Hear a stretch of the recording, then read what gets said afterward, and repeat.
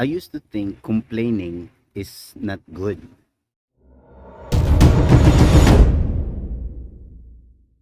I used to think complaining is not good. But complaining is essential in our lives.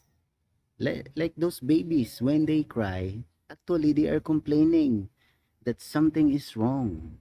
Maybe they want to say, I'm hungry, or I want to poo.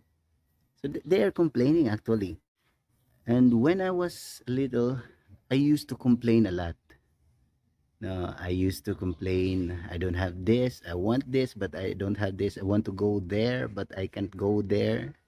But actually, complaining is in our nature as a human being. But what is not good about complaining is if you just keep on complaining.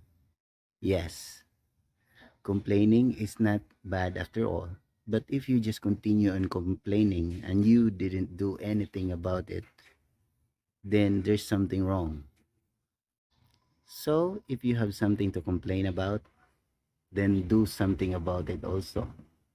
So it's really good to complain. Just do something about it. Because when you complain, that's the time you need to act.